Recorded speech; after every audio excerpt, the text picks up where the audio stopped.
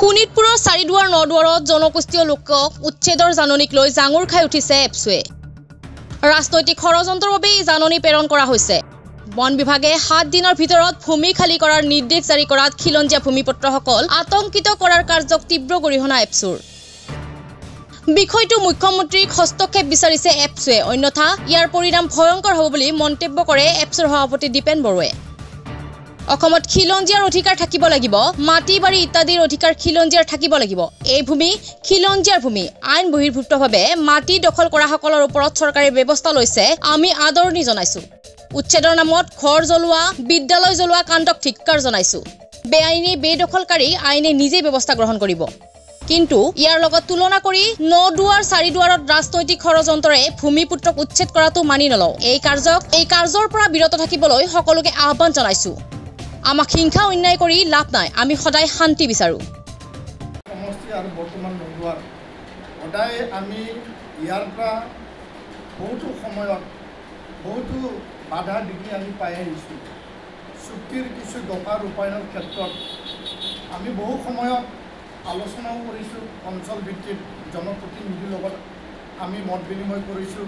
আমাৰ ভাৱধাৰা আমি প্ৰকাশ কৰিছোঁ যে অসমৰ বুকুত আমি জীয়াই থাকিব বিচাৰোঁ আৰু এই অসমৰ বুকুতেই খিলঞ্জীয়া হওক, জনজাতীয় হওক, আমি অধিকাৰ পোৱাটো আমি সদায় বিচাৰোঁ। আৰু ইয়াৰ কাৰণে আমি সমিলমিলেৰে শান্তিপূৰ্ণভাৱে ভাতৃত্ববোধেৰে সমন্বয়েৰে আমি দাদা ভাইৰে আমি মিলি আগুৱাই যাব লাগিব। সকলো জনগোষ্ঠীয়ে নিজৰ অধিকাৰ পাওক, সকলো জাতিয়ে নিজৰ অধিকাৰটো পাওক, প্ৰাপ্য অধিকাৰৰ জৰিয়তে তেওঁলোকে আগবাঢ়ি যাওক।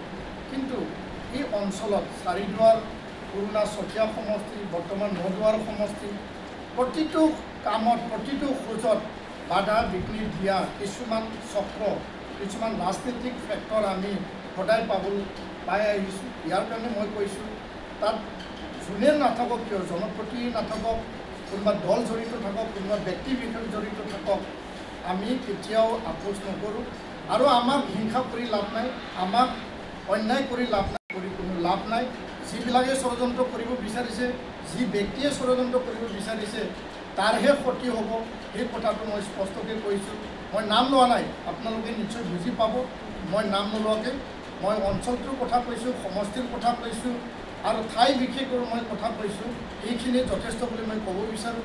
কিন্তু গোটেই পৰিৱেশ পৰিস্থিতি মুখ্যমন্ত্ৰী ডাঙৰীয়াই চিধা হস্তক্ষেপ, পোনপটীয়া হস্তক্ষেপ কৰিছে।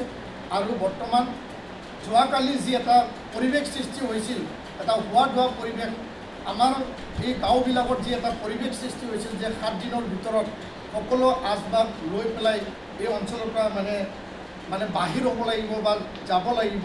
আমি ক'ত যাম? আমাৰ কাৰণে ক'ত দেশ আছে? আমাৰ কাৰণে ক'ত ৰাজ্য আছে? আমি এই অসমখনতে আমি থাকিব লাগিব। এইটোৱে আমাৰ সুন্দৰ স্থল বা জন্মভূমি। তো এই কথাবিলাক আমাক মনত আঘাত দিয়ে আৰু আমাৰ যি আৱেগ অনুভূতিত আমাক আঘাত দিয়ে আৰু বেদনা দিয়ে। এই কথাটো আমি স্পষ্ট কৰিছোঁ। ধন্যবাদ।